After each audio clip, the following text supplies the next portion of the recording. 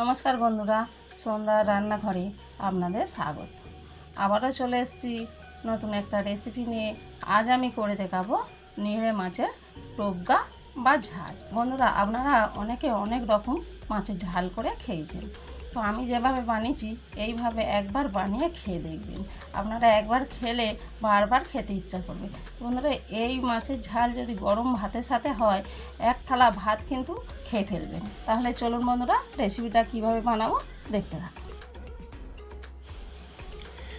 প্রথমে এখানে নিয়েছি 4টে পেঁয়াজ কেটে নিয়েছি, 3টে টমেটো কেটে নিয়েছি, 2 চামচ আদা রসুন বাটা নিয়েছি, 4-5টা কাঁচা লঙ্কা চিড়ে নিয়েছি। আর নিয়েছি এখানে 1 কিলো নিহরে মাছ, ভালো করে কেটে ধুয়ে নিয়েছি। দেখুন খুব সুন্দর ধুয়ে নিয়েছি, তাই সাদা হয়ে গেছে। আর এর মধ্যে দিয়ে দিচ্ছি 1 চামচ নুন, 1 চামচ হলুদ।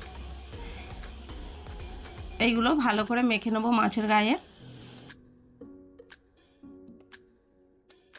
মাখানো হয়ে গেছে, চাপা দিয়ে 10 মিনিট রেখে দিচ্ছি। এখানে আমি একটা কড়াতে তেল গরম করতে বসিয়ে দিয়েছি। এর মধ্যে দিয়ে দিচ্ছি 3টে তেজপাতা আর কেটে রাখা পেঁয়াজটা দিয়ে নাড়াচাড়া করে ভেজে নেব।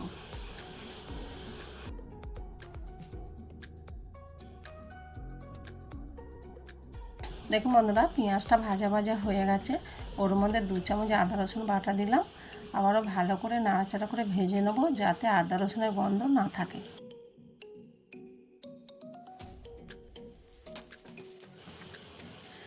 আদা রসুনটা ভালো করে ভাজা ভাজা হয়ে গেছে। এবার কেটে রাখা টমেটোটা দিয়ে দিচ্ছি, দিয়ে আবারও ভেজে নেব যতক্ষণ না টমেটোটা গলে যায়।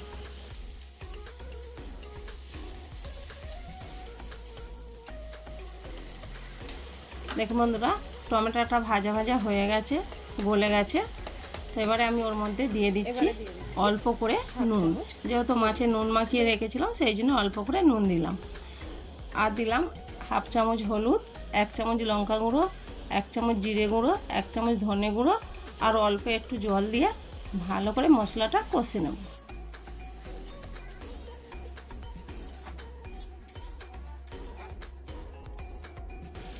দেখুন বন্ধুরা, মশলাটা খুব ভালো করে কষানো হয়ে গেছে। এবারে আমি ওর মধ্যে দিয়ে দিচ্ছি পরিমাণ মতন জল।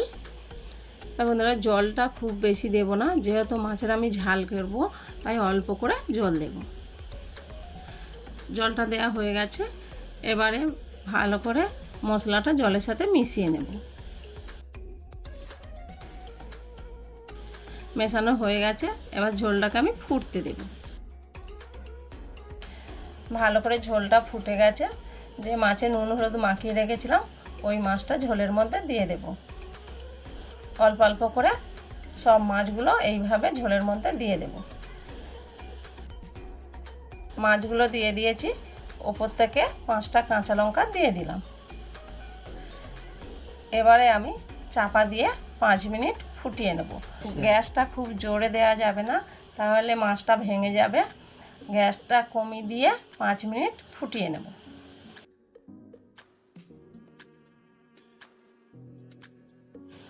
দেখুন বন্ধুরা, 5 মিনিট হয়ে গেছে। চাপাটা আমি খুলছি, দেখুন কতটা জল বেরিয়েছে। তাহলে বন্ধুরা, খুব তাড়াহুড়ো করে নাড়বেন না, এরকম হালকা হাতে নাড়তে হবে, নাহলে কিন্তু মাছগুলো ভেঙে যাবে।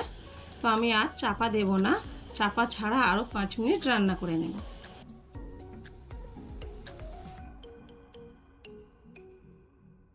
দেখুন বন্ধুরা, 5 মিনিট ফুটিয়ে নিয়েছি।